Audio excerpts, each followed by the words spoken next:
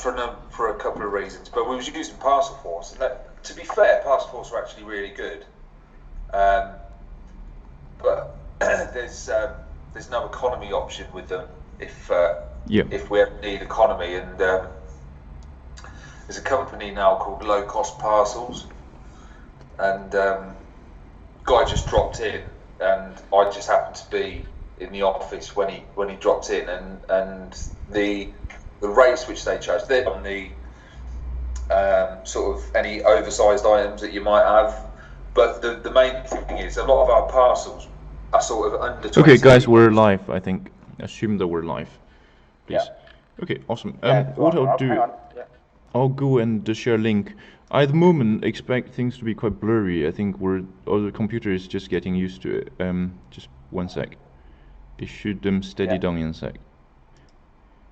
Again, this is one of the things playing with the new hardware. It's just you don't know if it's going to work the first time around. Okay.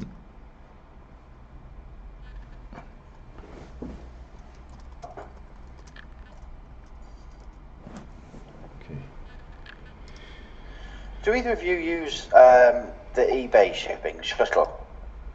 It's rubbish. I've never attempted to use it. That's what I was going to ask your opinions on it. That's all. It's not. I've shush, Michael. This is the truth. Factual. People come in for the truth. No, I don't. I've tried to use it. I've used it a couple of times. It's never gone successfully. They've never collected when they should have collected. Not had a good time. And also, it was done through. I think quite a low, one of the low sort of. I can't remember the courier company, but it wasn't a good experience. So no, we just. Hermes or something like that. Sorry? Not Hermes, no. Probably. Yeah, I think so. Okay, guys, we've got to wrap up the small chat if we can.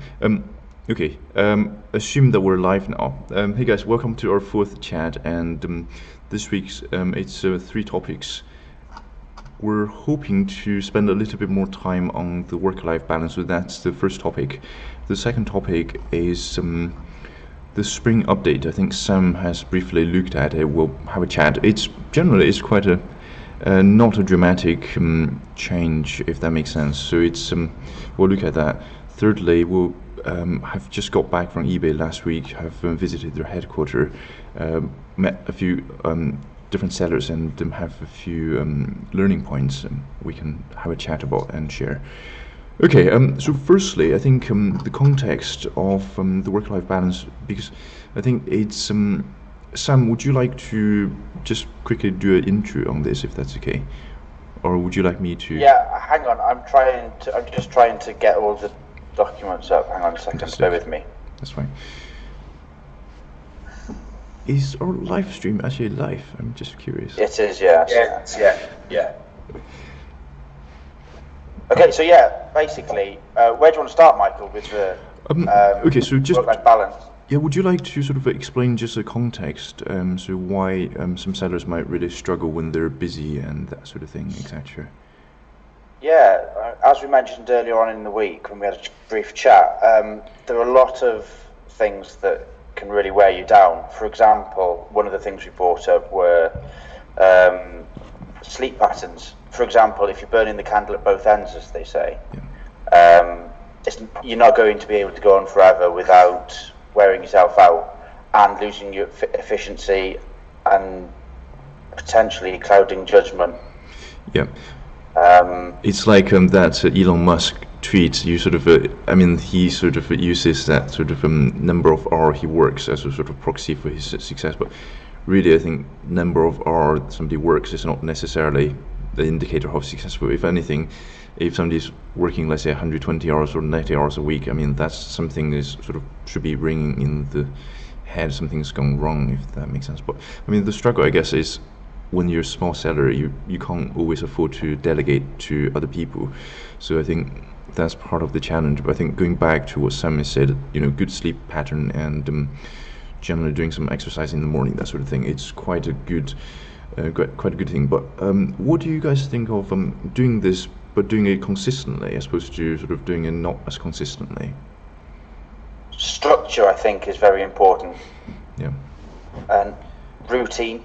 Yeah. That if you get yourself into a routine, like with eBay, you haven't got a boss breathing down your neck. So it's very important that you don't just relax, because at the end of the day, you get out what you put in. Yep. So by structuring or scheduling your time or what you need to do and your tasks that you've got to do, you're going to increase efficiency and therefore help yourself. I guess this is an interesting one for Rob, because I think, Rob, you do have to manage a team of people, I guess, at work.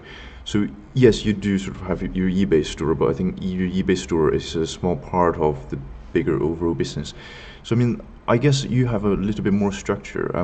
How do you see the sort of eBay stuff, and how do you see it impacting your work? Do you just, for you, is it? Sorry, I missed the first bit. Okay. So for you, is it any different being an eBay seller and at the same time sort of being a part of the company, if that makes sense? Because you've got to get into work in the morning each day, probably similar time, and you've got to, you know. No, it's just it's all the same, really. I mean, you turn up and you've got the eBay side of things to do, you've got the other side of things to do. Yeah. Everybody should know what they're doing. People in the people dealing with eBay, parts pickers, wrappers, things like that. Yeah. The other people doing their jobs, but just going back to the sleep thing. Sleep is the most important thing. Really, especially for you, Rob, today. But it is. It's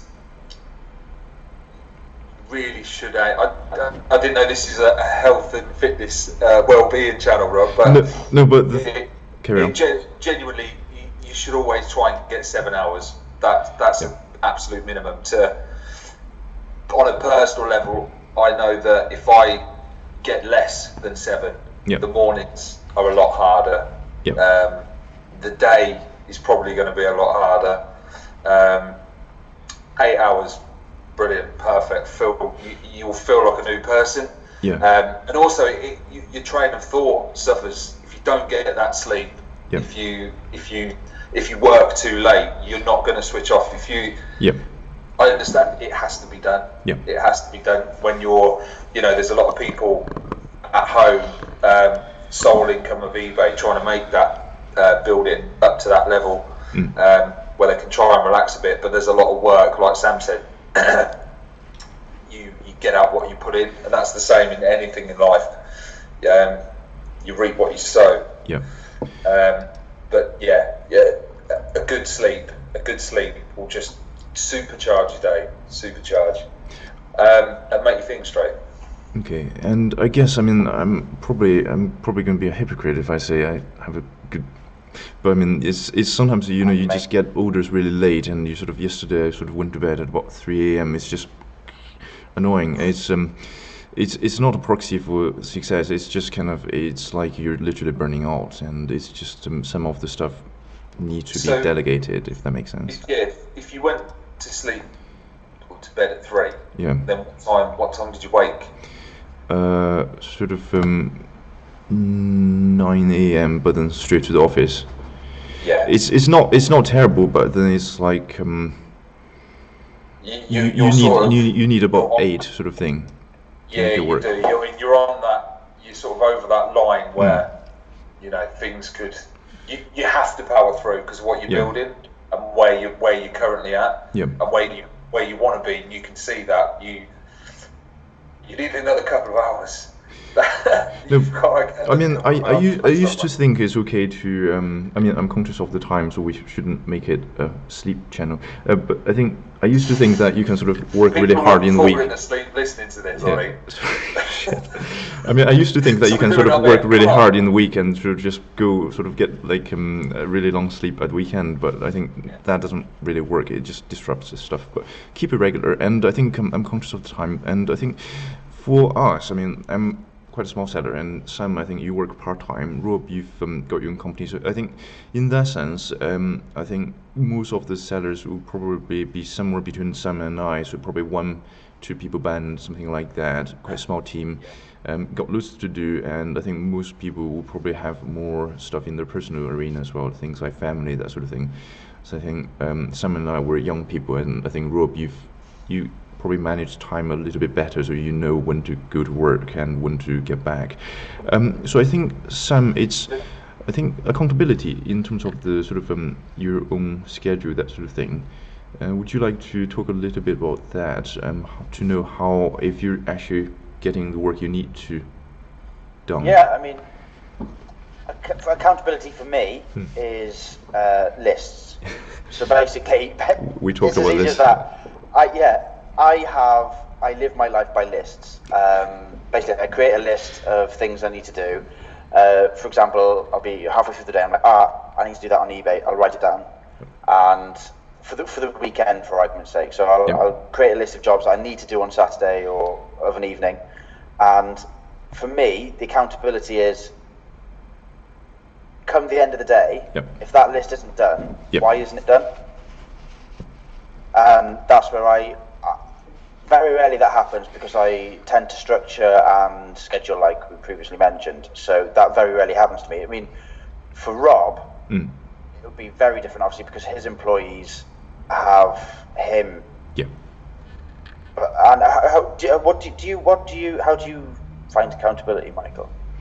I think for you, I think what you mentioned with regards to the list, it's quite accurate. I think I'm still just a small seller in the sense I can still track what has to be done. So I usually, by the beginning of the day, I have a list of sort of more operational stuff that literally needs to be actioned, little thoughts, etc.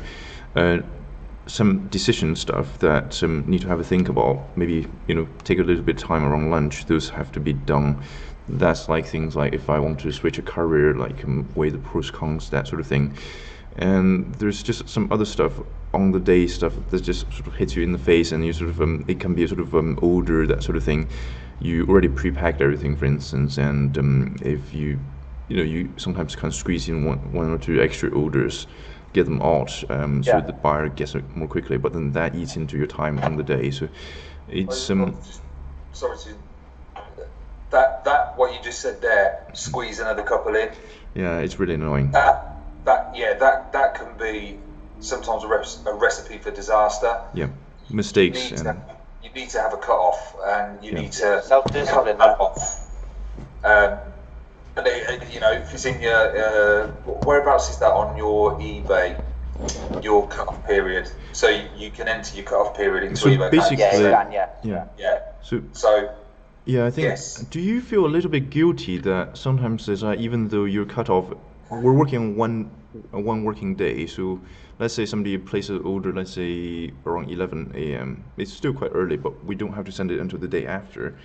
Yeah. But I just feel a little bit guilty. So when somebody pays me, in my view, if it's a little bit old-fashioned, excuse me, but I think it's just, for me, it feels a little bit like this is no longer my property, has to go ASAP. But then I feel a little bit guilty the longer it stays with me. But then I know the cutoff is useful because it's like that gives you a constraint. So I guess it's literally sort of after a few attempts, you just live by the norm. Midday cutoff. Too bad, missed it. Next thing. You've got your own life. You've got to focus on it. You can't be sort of chasing, firefighting everything. If that makes sense, right? No, it is good. Yeah. You've got an order in. You want to get it out. Yeah. There's nothing wrong in that at all. But the thing is, you'll have you've sold that one. Yeah. You have got the next day to ship it. Yeah. But while you take that extra 10 minutes, 20 minutes out, perhaps you've got 2 or 3 coming in, think, I can get them in before the courier comes. That's 20, 30 minutes that you haven't got to prep your next product ready, to image, to do this, to do that. So it takes, when you're talking about your structure, when you just squeeze that one in, you're coming out of your structure already, aren't you? Yeah. Yeah. So I guess with regards I totally agree that it's good to get the orders out, and it does feel good getting the orders so out. I guess with regards to that, if it impacts your detailed seller rating, so that's the sort of out of 5-star on your handling time. If it impacts that, then I guess the trick is think more strategically on how you can increase the volume that you do. so more goods, everything else. So you get more ratings over time. That's generally good. So instead of chasing a 5, you can sort of chase 4.8, something like that, but do, let's say, 1.5 or 2 times as much. I guess that's the aspiration. So don't let the sort of the temptation is, if something is nearly complete, you want to chase it until it's complete. If it's a work that's not yet sort of started, then it's like the motivation isn't necessarily there. Okay, that's really helpful. That's where it comes down to self-discipline, I think, doesn't it? You've got to be regimented. Rob, I've got a question. Obviously, your employees, they're accountable to yourself. So, who do you feel you're accountable to? Like, how do you what are your views on your accountability? Like, do you feel you're accountable to somebody, or don't you? Or we're all accountable to each other. I mean, I'm accountable to them. I need to make sure that everything runs properly. I need to make sure that the goods are ready to be photographed, ready to be sold, because everybody needs to be paid. We all need to be paid. But it's true, isn't it? You've got to. They're accountable to me, and I'm accountable to them, because I need to make sure that everything is right in all senses. So I think you must have high employee morale, because not all managers have that opinion. No. It's at the end of the day, it's work. But essentially, before we just went live, we have a low turnover of staff, so we've got some, which is good. Yeah, we've got some like lifers and people that have retired, and we've got a lot of people we like to work with. I say not people know, but we've got familiar people.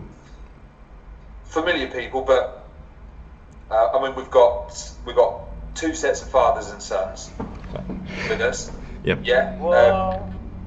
One guy. Well, funny enough, they were both lorry drivers, and they're both named. Well, their names both begin with J. Let's say I won't say their names, but they were both lorry drivers, and both of their sons used to come to work with them when they were kids. Back in the days when that was fine.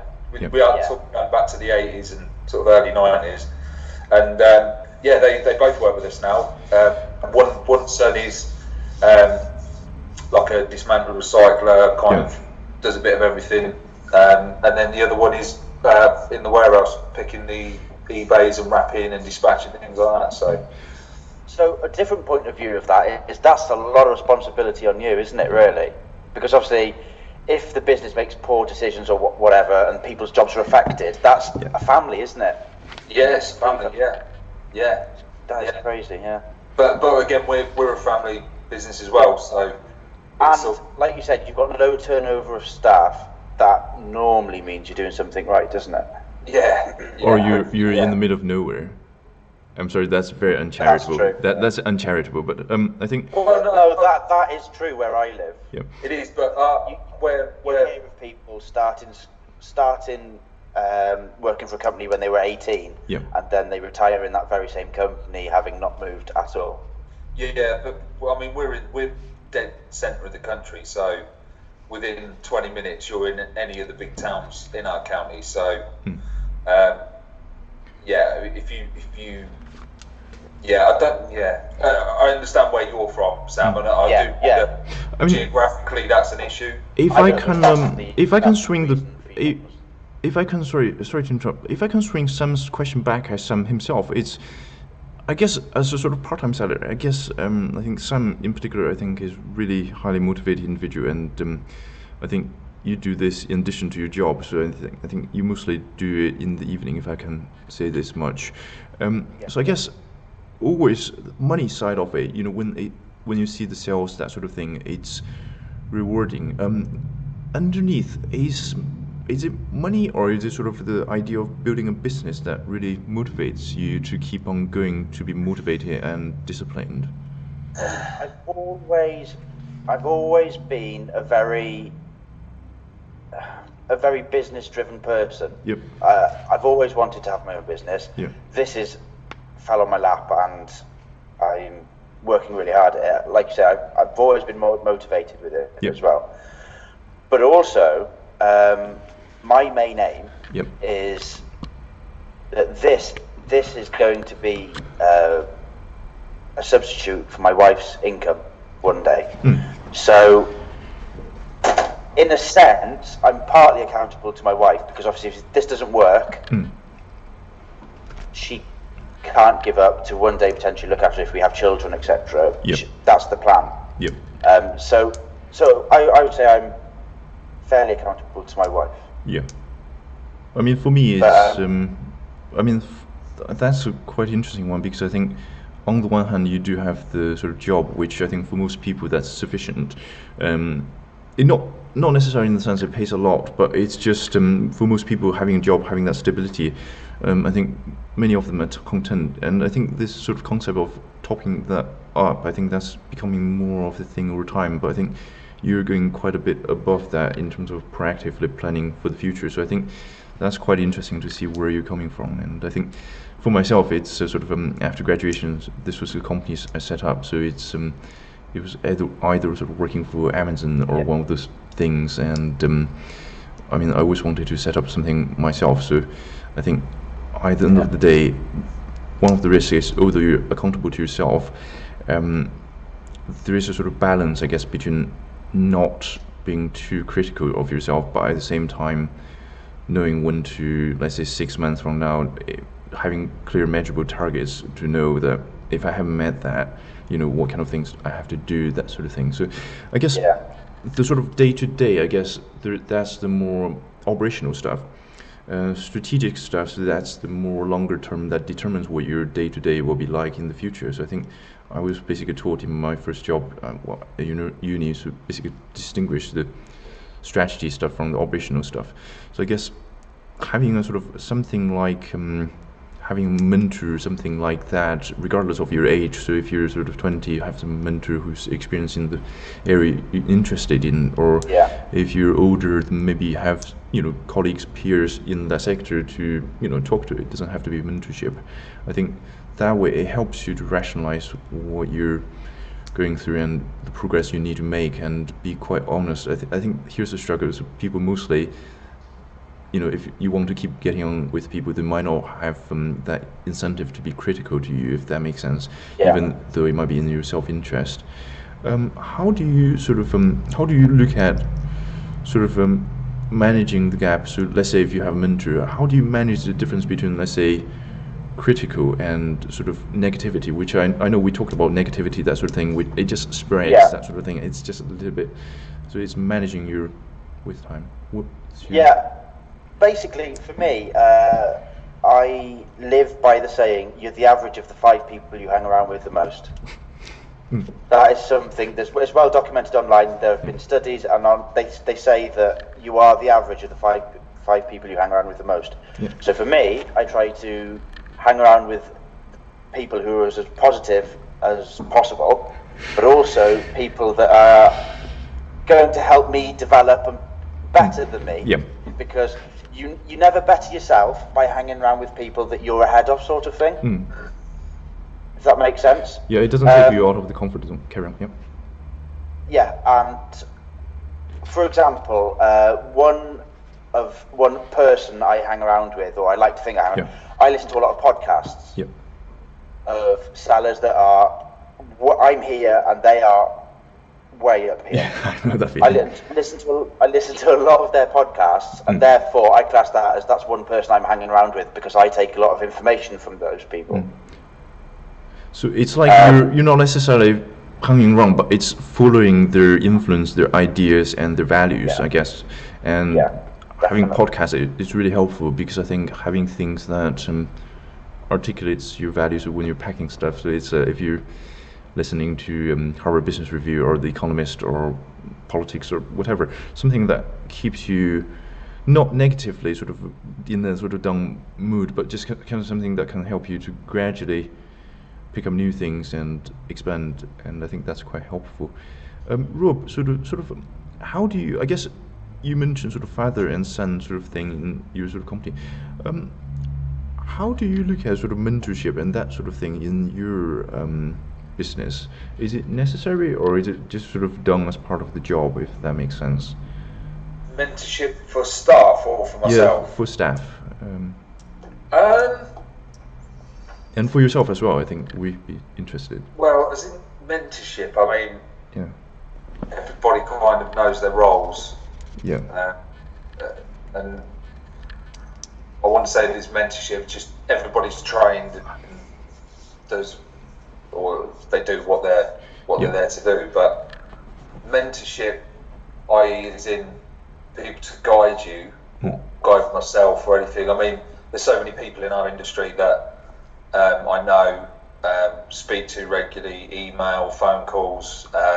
We go to several meetings every couple or two or maybe 3 a year, and there's people in our industry with really big businesses, and you know, some are really good, and some are not so good. But well, no, I mean, no, it's true. It's true. More from that, you know where the good are doing good and the others are not so. So, well, it's the scale. You need to see the good. You need to see the bad. And I'm not saying there's a lot of people that are bad.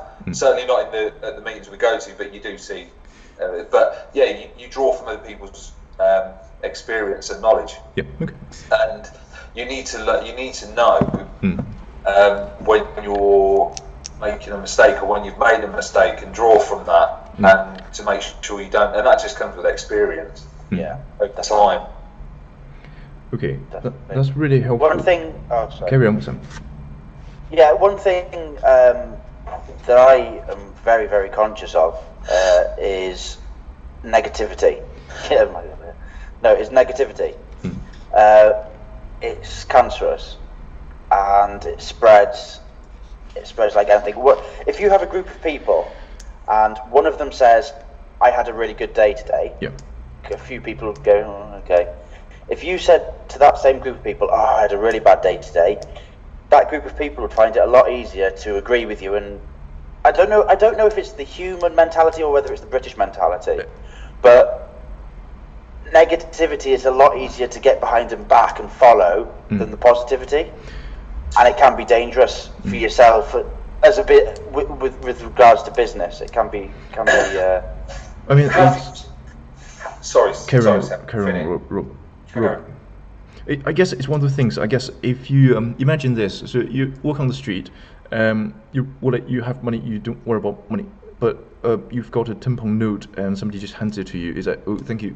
You just think, what? And conversely speaking, if you just lost a £10 note, you look in your pocket, can't find it. I mean, it's something they call loss aversion. So it's basically the same amount of money. If you lose it, you'll be more annoyed, if that makes sense. So I guess it's possibly drawing us unrelated parallels. So if somebody is positive about a thing by the same magnitude, if they're negative about that, then they might be more annoyed as a result. It could be the same thing, but I think carry on, Rob. No, you were just saying about the negativity thing, Sam. There was have you ever seen the Darren Brown program with the people in the audience all have masks and they watch a video of a man in a usual sort of day in his life, and the audience can pick the outcome of the man's their choices. So there's two choices. There's a good choice and there's a bad choice. But everybody's wearing a mask, therefore they're anonymous. They're in a group and they're anonymous. And everybody picks the negatives because everybody wants to see that person in some kind of situation. And so is that a British program? Yeah, Darren Brown. I'll have to look that up. See, I'm trying to work out: is it a British thing or is it a humanity? Is it a human thing? I don't know. Is it just our general mentality? He puts it. Google him because honestly, I'll have to have a look at that. If you just conversely speaking, conversely speaking, Sam, I think it helps sometimes to attribute certain qualities to a particular country, particular culture. I think the other side of this is, sorry, it's a tricky one. Sorry, just carry on. I'll rephrase it. I think when things like negativity, it is very easy for it to spread. Oh yeah, That's when you really have to keep things. It's like juggling. Yeah, especially for mine and Michael's level, it's not so much of an issue other than with ourselves. But obviously with you, Rob, you've got employees. If one person started being really negative and dragging the whole team down, it's really that would It's really easy, and that's when you, like again what we were saying earlier, that's when you have to take the hard stances, and the horrible side of business comes in, where you have to discipline and things like that, which is not nice. I guess you don't want your staff to cock up, excuse the language, but I guess it's one of the things, if they cock up, you'd rather they, let's say they send the wrong item, they're able to pick it up in a risk-free environment. Not risk-free totally, but risk-free in the sense that they don't completely fear and in the future sort of become more risk-adverse to any, item that's has any risk to it. So I guess it's gradually having that no blame culture when you're in a company. I guess that probably makes sense. But I mean, if it's really poor staff performance, then obviously that's. But it's if you can sort of, I guess it's one of the things. If you can have that environment where people can fail, but pick it up quickly and move forward, I think that's probably in the long run you can achieve more, if that makes sense. Okay. I guess we've already talked a little bit about this, so I guess we'll come back to that. I think the title, I think it's, work-life balance. I think it implies that there's a natural trade-off, I guess, between work and life in amount of hours. So if you think cumulatively, if you sleep 8 hours and waste another 2 hours doing something else, then you've only got 14 hours per day. So I guess there is a trade-off, and I think that's not something Sam and I we necessarily picked up. We're young people, and we haven't. We'll go with you to shop for a retirement home, Rob. We're just kidding. We're just kidding. No, just kidding. No, you're actually not old, but I guess it's one of the things I think later in life we'll realize a lot more that there's a trade-off there, and I think it's one of those things I think most people call work-life balance, and I think Jeff Bezos tried to spin it as work-life harmony, so that you don't have that trade-off. But the thing is, the amount of time you have in a day is limited, isn't it? Many years ago, when we sort of first started on eBay, my day was up at 5 and check eBay on the phone. Because that's another thing as well. While you're at home, it doesn't stop, because we've all got the apps on our phone. So you could be sitting at home watching TV, eating your dinner, whatever, phone in hand, which is generally what most people are doing nowadays. App open on the phone. There's a question to be answered, and I think people, when on eBay, if you're a seller, you have almost a duty to answer those questions, because people are buying 24/7. Yep. So if they have a question, obviously if they message Michael, he's awake till 3 o'clock in the morning, so he'll probably respond. But most generally, up to 10 o'clock at night, I'll respond to a question. Yeah. And I think it's important that you do respond to questions as well, because obviously you've got that customer there. They're waiting to make a purchase. They've got one question. You're one question away from a sale, basically, aren't you? So it's important that you do, I think. Yeah. I guess it's one of the things you also need to be very, very, very, very. I know I'm the hypocrite for saying this. Very clear in managing expectation that 9 to 5 office time. Outside that, I'm sorry, we'll get to you tomorrow. It's. I don't want to sound like a hypocrite. We occasionally do message back in the evening if we know the sort of answers really quickly without having to check the stock. But it's like your time is your time, and yes, there is a perception that if you're online business, you're open 24 hours. But usually, the larger it is, we tend to find the larger sellers, they've got staff 9 to 5. That's how they operate. So if anything, it's a sort of perverse incentive, perverse indicator of success. So the more successful you are, in theory, the more normal your company will be. Like taking on normal staff on normal hours, that sort of thing. Less of the sort of day one sort of messy sort of messiness, if that makes sense. Responding all the time. I mean, if a seller replies back, if a buyer replies back to me, I mean, if a seller, well, if I want to buy something and they reply immediately, let's say on Sunday evening, I would be like, I mean, I guess different people are different, so I might be a little bit too picky there. But it's having a very clear expectation. So some people set the sort of automatic out of office or email, that sort of thing. I know on Amazon they've got you can pay for those software that sort of writes a reply. That's not a reply. That's like placeholder reply that makes sure you can sort of meet the service level agreement, the 24 hours thing. I think that's interesting. But managing expectations. Yep. Sam.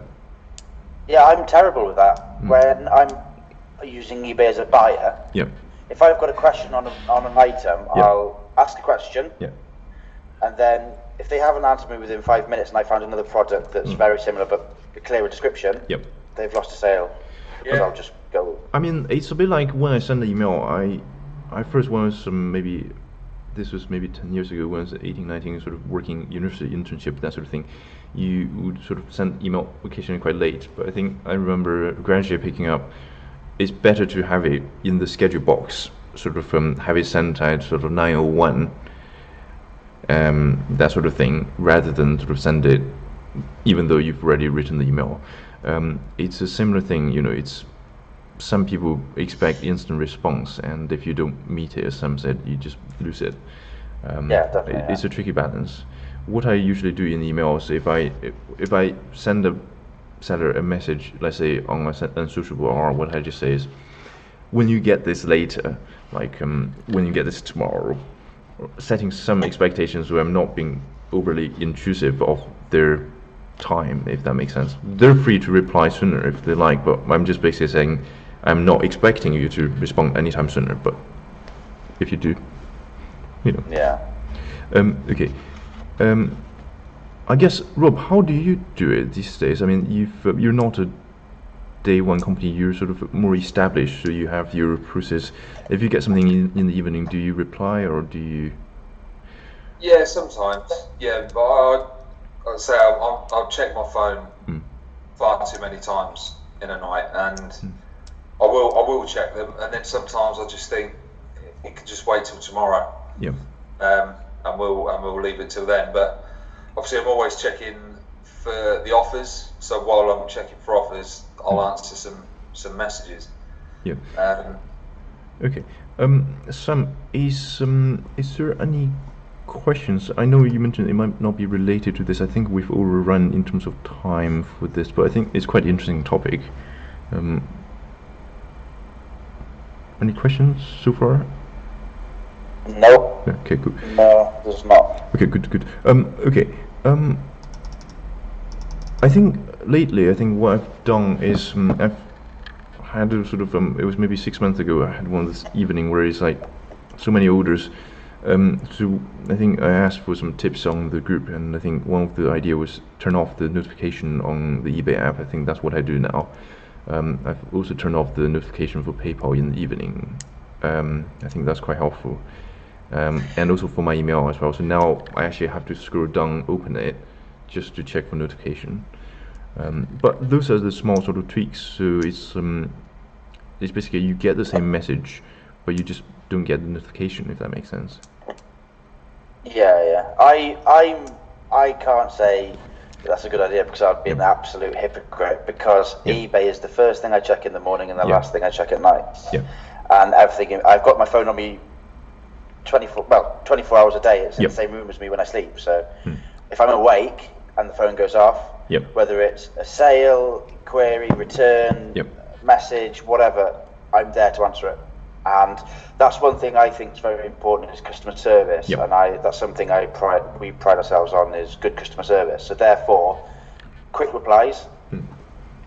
Okay, so but not everybody can operate like that. What would you picture, sort of, let's say 3 years from now, you're doing okay, you're employing staff to help with packing, help with the customer service, you manage more, sourcing related stuff. Do you imagine to need to be able to still reply in the evening? I mean, by then you wouldn't be doing this stuff, it would be somebody else. Would you have to find a way to hire, let's say, virtual assistant, or would you work around that? Yeah, you could potentially, if eBay bought out what has already been mentioned about certain logins, as in staff logins where you don't get full access to the account, because that hasn't been bought out yet, has it? But it's been mentioned. It's been mentioned in online news articles. Mentioned that it might be a feature they might be interested in. There's no release date. Yeah. If that was bought out, yep. I would be more. What's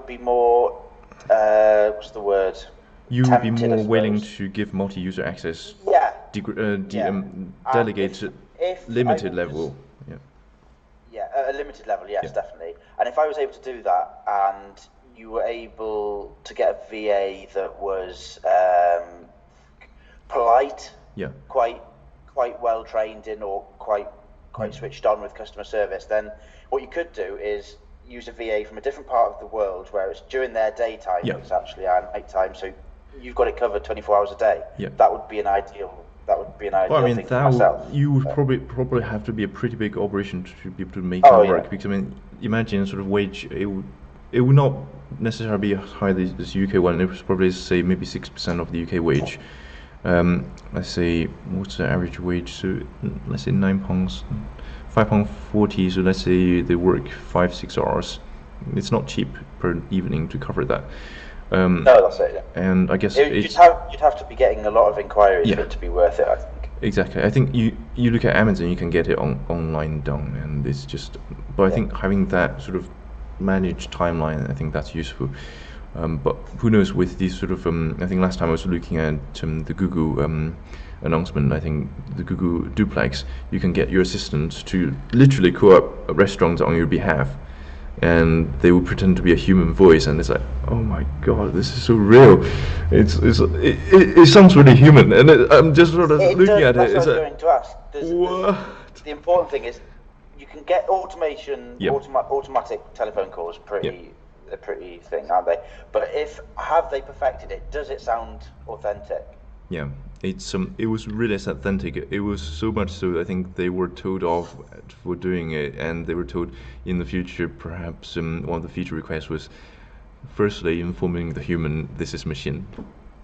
It's like, hi there, I'm a voice assistant coding on behalf of. Anyway, guys, I'm conscious of the time and Rob. Okay, so. And me. Thanks. Yep. Okay, so with regards to some sort of tips, how do we feel about sort of few tips, sort of giving it? Actually, let's leave it to the end. But okay, how about I think this is one of the subtopic under the work-life balance. So how do you look at prioritizing things, you guys, Rob and Sam? Workload. We've already previously talked a little bit about this. Just prioritizing, let's say, different things on the day. So have things like clear cut-off time. Have things like on the list to be actioned, but I guess then what you do is you set what is permitted behavior within certain time, and if it's not that, then it's wait. I guess I'm just trying to work out how you guys prioritize on the day, or do you not have to do as much because you have established business and you have established time slot and people? Well, we have. First job is picking. Yeah. So trolleys in the warehouse, the racking, picking all the orders. Then the orders are double checked to make sure that they are correct. Yep.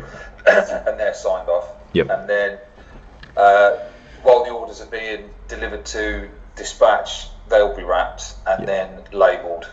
So yeah, we kind of everything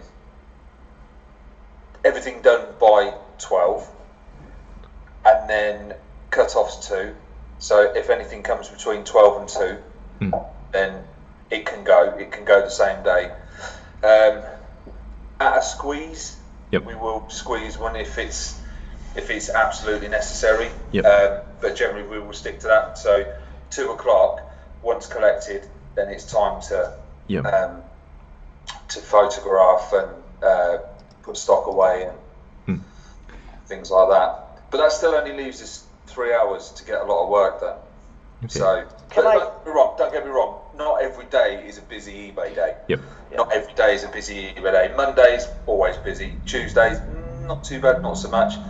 Thursday, Friday, it'll ramp up again. So Tuesday and Thursday, we've got a couple of days there that are like good for other work. So we're not a massive volume eBay seller. So we sell enough, but we're not huge volume. Okay.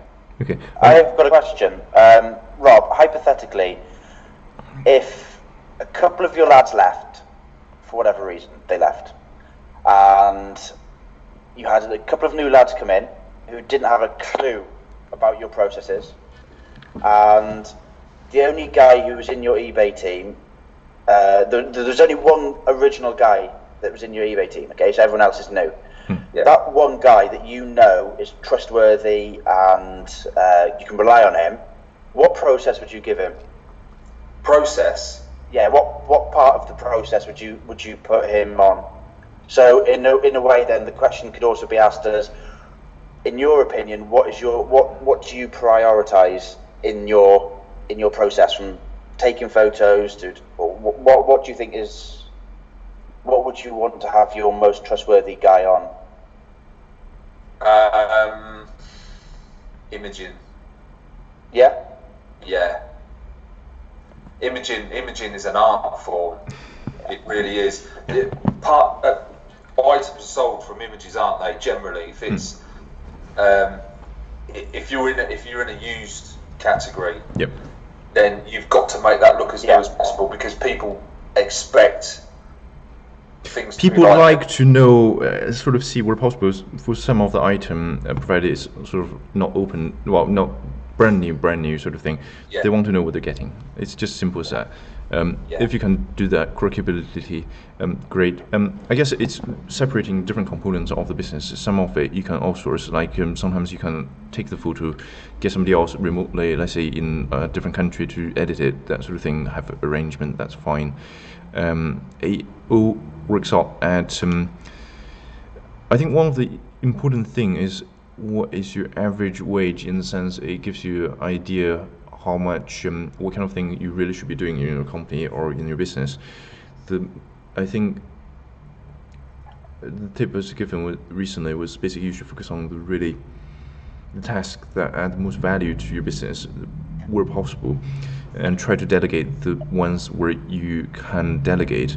It's one of the things where if you can delegate 80%, well, if the person can do 80% as well as you, and you can still make it worthwhile, just delegate it. But I guess that doesn't really make as much sense when it's a small team, I guess. And training people, it takes time. Okay. Right. I think, did you have any more question for Rob on that? I think you found it quite interesting. No. I just wondered, in terms of prioritizing, what Rob thought what he would put focus his manpower on, his reliable manpower on. That's all. I think. Question. I think just to manage expectation, I think some people might have wanted to tune in today and to watch about the eBay update. I'm conscious there's a perception possibly that we've been bitching for the last 40 minutes about our lives, issues. But I think it's helpful to actually explore this particular topic and just have an honest chat on what the sort of constraint is. Shall we get to the second point, if we? Yeah. I'm conscious of time. Is there anybody still watching? Yeah. Okay. Good. Okay. To wrap this up, is there any tips that we would give them? I mean, so far, we've got a few things on the notes, I guess. So basically, I think your point is really good. So it's when I looked at it initially as sort of squeeze one more item in before the cutoff, I think what you said was really helpful. It's about having discipline. So it's not about squeezing the item in, it's if you respect your boundaries, if that makes sense. So if you have the discipline, then you stick to the sort of a particular cutoff point. I think for me that was a useful bit, and I think with regards to managing negativity, I think that's a good one. Managing those influences, if it's politics that really drains your time, manage those out and sort of maybe only turn around the news when you're having a break or maybe once a few days. I think that's something I did. I think Sam, your point on sort of you're the average of 5 people, that's quite an interesting one. And I think Rob, with regards to the sort of company structure, I think although in some sectors I think family business, I think that's declining in many ways. I think it's still really brilliant that you guys can still support it and make it work. And I think that sort of company usually has a particular culture, a particular norm, and it's great if you can sustain it. I guess one of the points I wanted to mention is basically, Sam, this was you were asking about the mentality, whether British people are more likely to be more frank or sort of complaining based.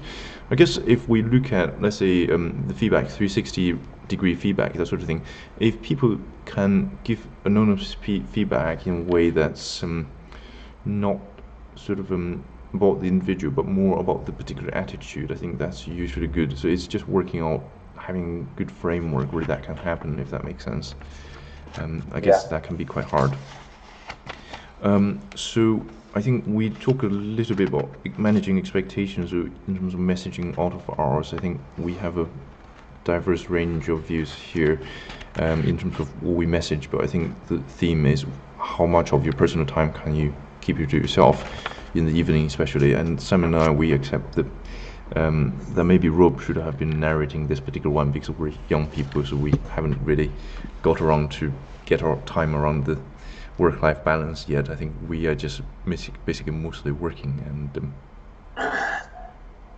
anyway, okay. So the second topic, Sam, it's eBay update. Have you got the article thing? Yeah, I've got the article. Okay, so it's quite a safe one, isn't it? So now we're talking about eBay. Definitely. Yeah.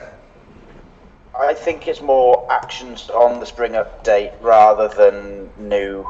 Anything new, I think. Obviously, right at the top, you've got the video of the Vice President of eBay, Rob Hattrell. And then it goes on then, you've got new benefits for shop subscribers. And that is obviously, I think, the Terapeak thing coming into eBay as part of your shop subscription. There's a European sales booster for featured and anchor shops. Now, as far as I'm aware, from what I can make out, that is something. It's something that takes your listings, translates them into a set amount of languages, and then advertises it on different eBays. For example, eBay.de, etc. .fr for France and things. Rob, have you looked at that yet? The translation. European Sales Booster, it's called. I think you. Do you have to click a button to accept it, or was that something? Yes. else? Yeah. You do. Yeah. It was available. So. It was available in trial. I think quite. I remember it was 2018, February 2018. I think that's when people started getting invited to the sort of trials. I'm sure I did something. I heard that I think Julius is using it, and I think he finds it quite useful. I think. I guess it just depends on if your item suits a particular format where it needs to be translated to many things and many different languages. I guess one of the caveat is what if the translation is a little bit wrong and is not done to the seller. But I guess that's more sort of a niche thing, and it really depends on the category. But I think it's quite interesting that these things, as Sam said, actually Sam, we'll shut up for now. I think if you carry on with the update, we'll come back to it. We'll make some notes and come back to specific features. Is that better, or shall we talk now about Terapeak? Yeah, okay. So enhanced growth is next, and that is the bullet points that eBay have provided are new opportunities for sellers with multi-buy, offer enhancements, updates to promote your listing. And that's that for that one. New enhancements to best offers and send offers to buyers means these tools can now be applied to listings in bulk. Yeah, okay. We're also making promote your listings more accessible and easy to manage. New opportunities for sellers with multi-buy. It's all stuff that optimization. Like Michael, it's small incremental updates. Lots of little refinement. Tweaks, then, refinement would be a... And I think the Terapeak thing. Sorry. Yep, carry on. No, you carry on. I was going to move on to the next one. So you carry on. Okay. New item-specific requirements. I think, from what I've read, this is mainly fashion and clothes, I think. Yep. Hang on 2 seconds. Let me try and get it to open. So I think, yeah, it's I think listings need adjustments or additional categories. I think. Yeah. Okay. So it's it says here that from May the 1st, you'll need to provide item specifics for certain subcategories within clothes, shoes, and accessories. From the 10th of July, you'll need to provide item specifics for certain categories in home and garden. So basically, this one, from what it says here, this one is asking sellers to provide more item specifics. Yep. But really, if you want to get the most out of your listings, you should be doing this anyway. Just provide as many item specifics as you can, and this won't be an issue for you. The next one is improvement to your selling experience. We're back. Yeah, that's fine. So the selling experience improvement, renaming the new other item condition, and update to good till cancelled listings. Now the update to the good till cancelled listings is that the renewal schedule for good till cancelled listings will move every 30 days to one renewal per calendar month. Again, it's a small tweak. It's not something that I don't think. Can either of you, Rob or Mike, can you see any way that this would cause an impact on sellers? So if you put a listing on the 15th of the month, it'll renew on the 15th. I can't see that impacting. No. I think it was one of those edge issue with regards to the GTC thing. You had to be in a particular quite narrow range of sellers to be effective, but I think they're adjusting the dates. I haven't looked into this specific one. It seems quite incremental.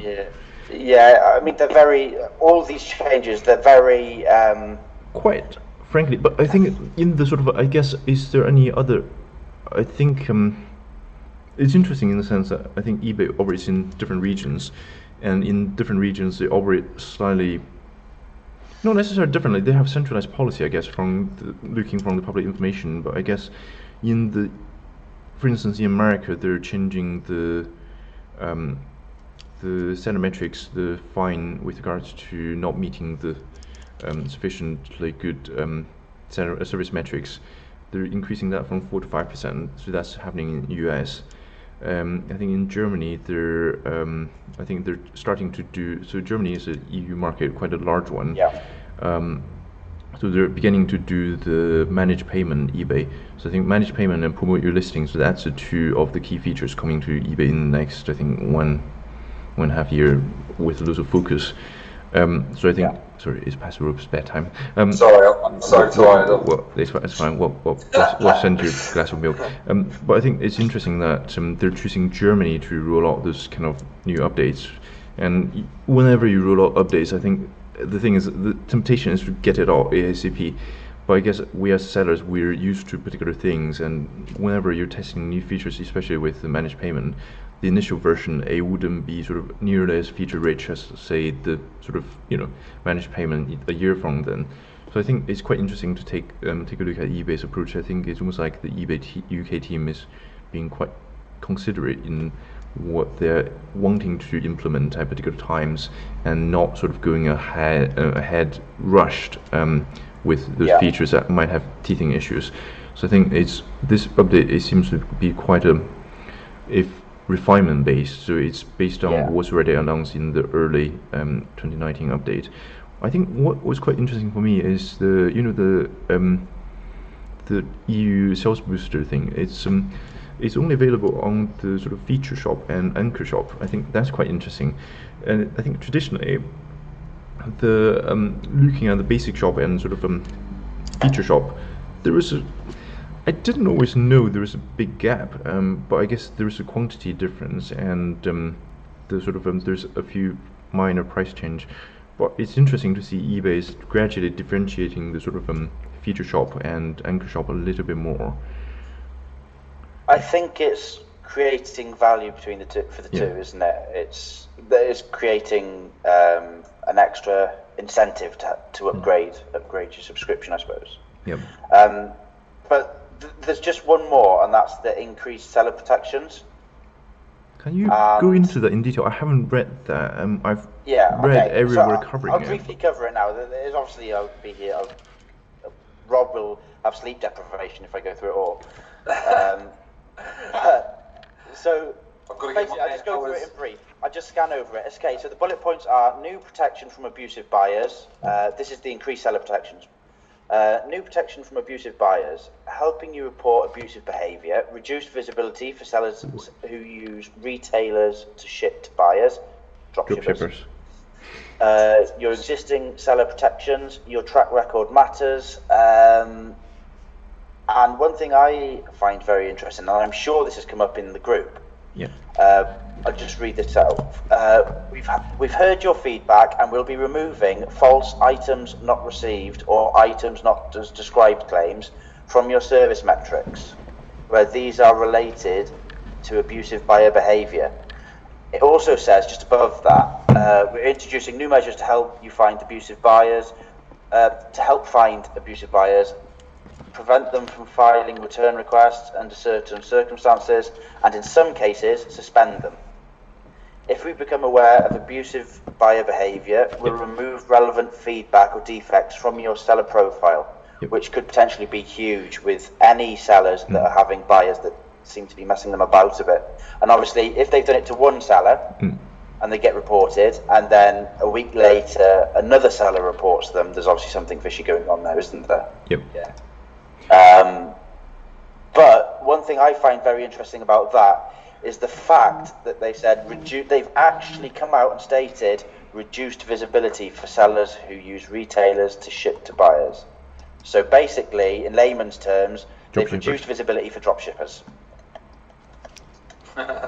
Sorry, we're very happy. We're just having a slight issue with our arms, Rob. It's not related, don't worry. I don't know. It's young people thing. I have a pet hate for dropshippers, but that's just my opinion, because I think it's a careless type of business, and it's just.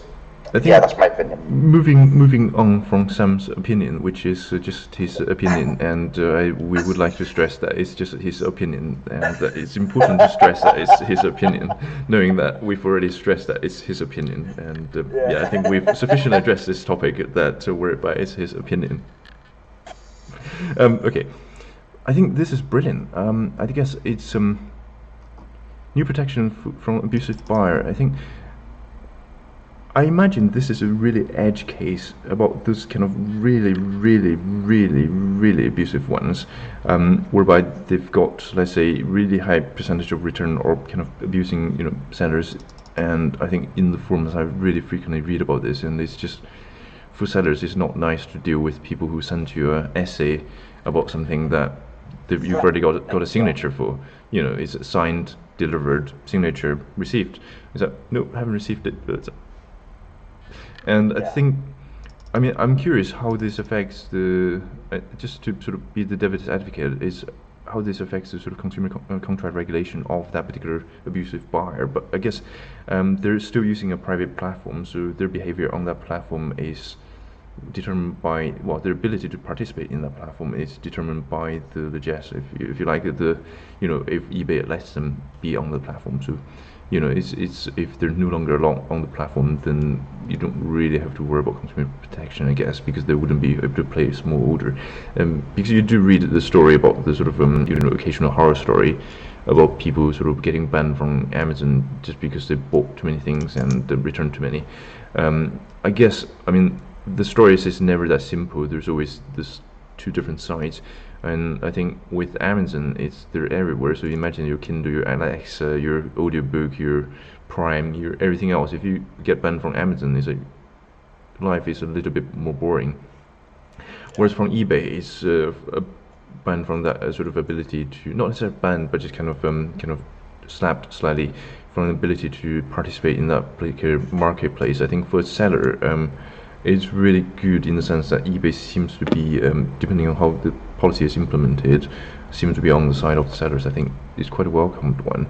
I think report buyer page. I think that's really useful to see, because I think traditionally you just sort of how do you do it? I mean, you can contact, pick up the phone to eBay, and you lose half an hour of your sort of maybe 10, 20, half an hour of your time, and it's especially if you do low value stuff. And now seems to be a way to and I think with you on the drop shipping. I think it's one of the things that's on the way out. It's building a company. I mean, you can be massively successful with it and still sort of somehow, but I think personally, Simon and I, we agree in the sense, if you want to participate in this business, you should have stake in the game, which is physical inventory. We might philosophically disagree whether that's actually needed, but if you price arbitrage, then you really, it's very sensitive model, and you are in a different era now on eBay. And from eBay's point of view, I completely agree with eBay. From eBay's point of view, it could tarnish the image of eBay. For example, you've got a drop shipper who is selling an item. That same drop shipper has sold 100 of that item that's now out of stock. You don't know that. So you sell an item to a buyer. All of a sudden, you've got to cancel that item because you didn't realize that your drop shipper was out of stock. So that's disappointment from a buyer's point of view. So I think that's brilliant. Can I just bring up one thing, Michael? There's also, for anybody that uses other eBay sites, for example, ebay.com, or any of the international eBay sites, there are actually some international changes, but I think that I don't think there's much need for us to cover them in those videos, but they are available on the eBay page for the update. At the bottom of the page, there's a link to the international changes, which might be worth you having a read through. But so, just going back to the sales booster, European sales booster, I've just logged into this while we've been chatting there. And it's web interpret. So I've logged into that, and the third option down, optimize your performance. In order to get the most from web interpret, make sure all your accounts and settings are set up for the best results. International shipping. In order to list your items internationally, they must have international shipping rates set. These can be set on eBay, or you can use our simple shipping tool. But is this not going to be covered by global shipping? I was under the impression it was covered by global shipping. Yeah, you would assume it would be. I would assume so. Yes.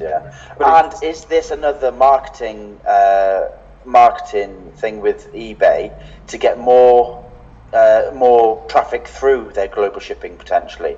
Surely, we discussed this on a previous video about global shipping, and there's a bit of speculation about things, but surely they're not good. This would be prime to get more traffic and more parcels going through that global shipping. Surely they wouldn't. I'm just going through this, and it is taking me to set up and price my own shipping costs. It hasn't mentioned global shipping. Yeah, and I think you can also price things differently depending on the country. So it's quite a rich array of different things. I think what would be helpful is if we leave this particular topic, park it, invite somebody next time on who sells internationally and uses these, has used it for a while, and get their opinion if that makes sense. And I think one point I think you mentioned, and I'm just sort of picking up on it's with regards to the sort of abusive buyers, that particular bit whereby it's where's the wording?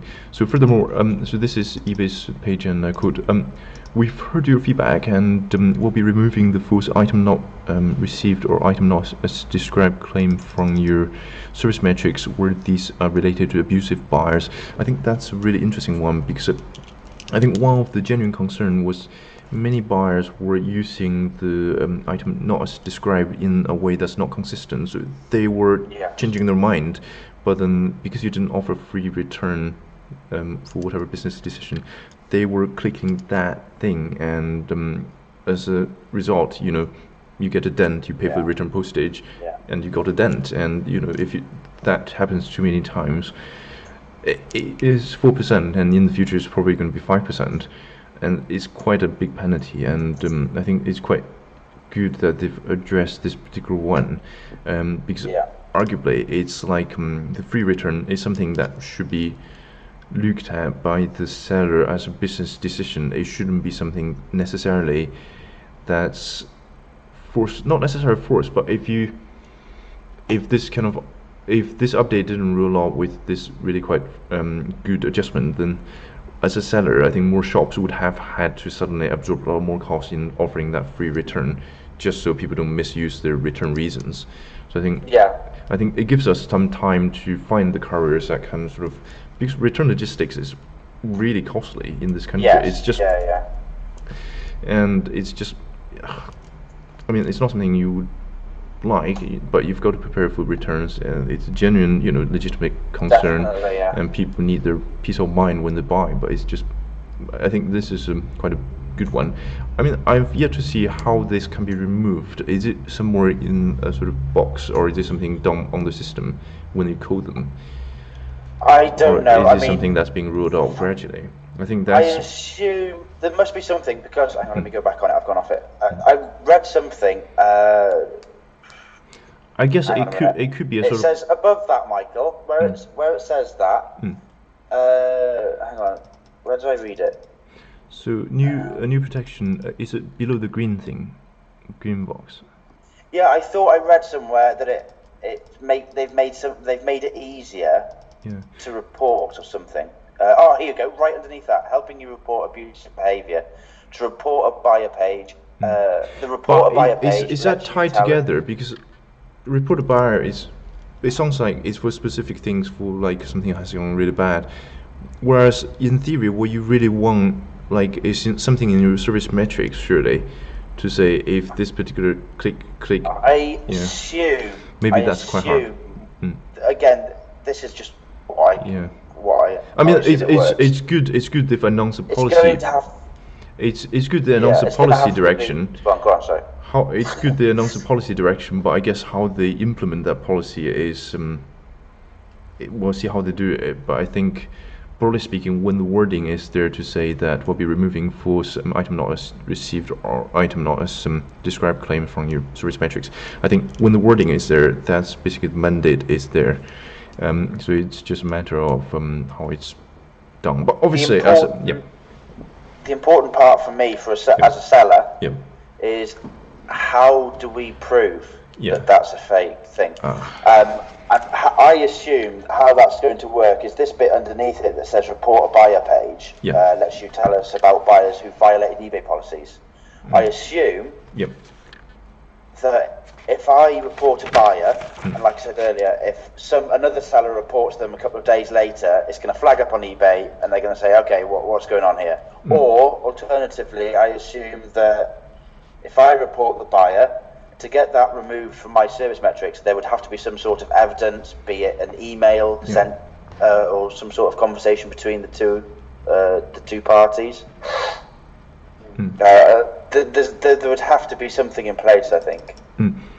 And I think going back, changing topics slightly, I think Rob, you've played with Terapeak. We'll come back to Terapeak in detail another time, but I think we literally paid £120 for it last time just to be able to use it, and now it's free for.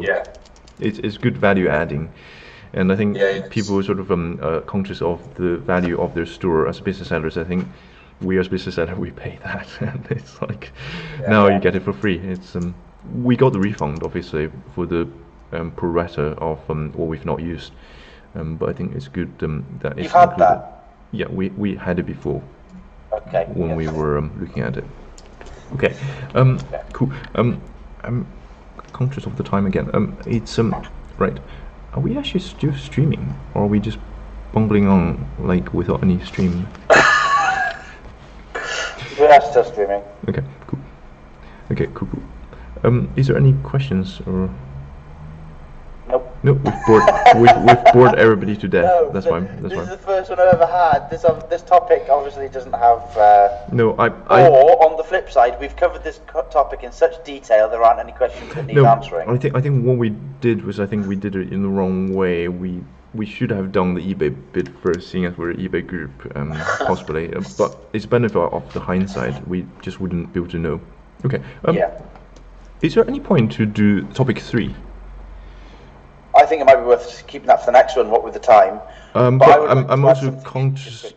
Yeah, what? Go for it.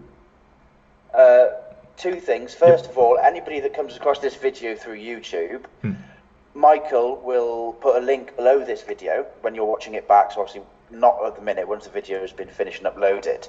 There will be a link below this video to the group that we keep referring to, which is a Facebook group for UK-based sellers. The name of the group is, hang on, UK eBay Sellers Group Q&A live chat tips. Okay. And like I said, the link is below. So join and answer the questions to join the group. And also on top of that, I'd like to add about the mentoring group. If there's anybody watching this video who's already a part of the group, there's a mentorship program running. And if you think that you can be helped by having a mentor, go on there. Help as a mentor. Also, yeah, exactly. If you think that you have some sort of eBay knowledge that you'd be able to share and help other people with, whether it be established sellers or beginners, go on there, sign up as a mentor. It doesn't take up very much time whatsoever. I think it's well worth doing it. Question, Sam. If you're there, you know how? Just one last thing before we go. eBay offers managed payment in Germany. Have you seen anything about merchant rates yet? Like, you know how on PayPal there's a merchant rate. Like, you can get a discount on the PayPal fee if you exceed, let's say, a certain volume each calendar month. I'm just looking at it. I'm just looking at the page.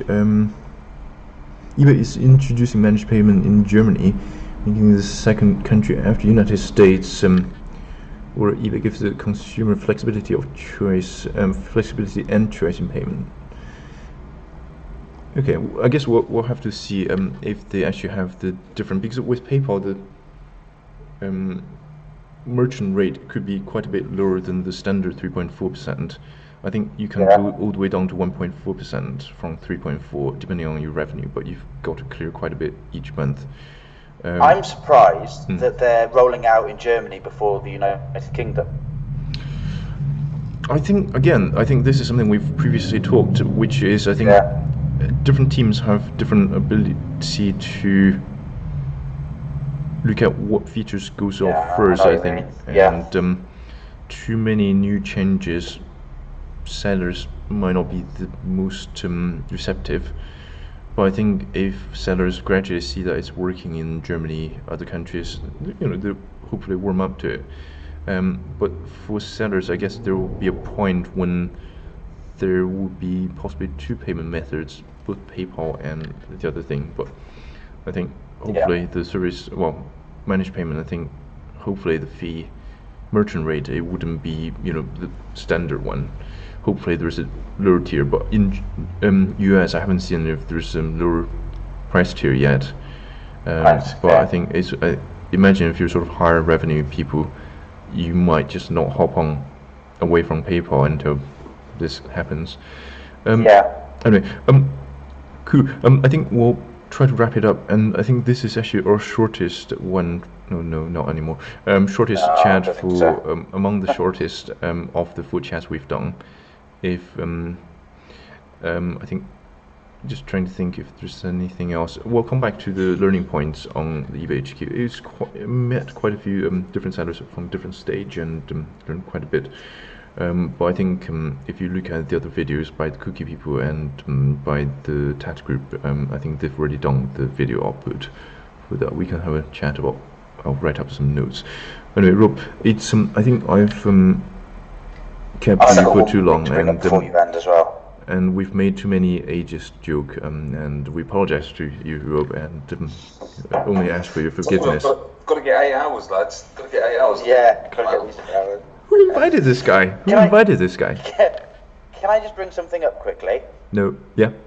Okay, guys. So basically, to all of our viewers, current and future, this video, the topics in these videos are brought up in the Facebook group that we've got, and they're decided by ourselves then which ones we pick and choose and talk about.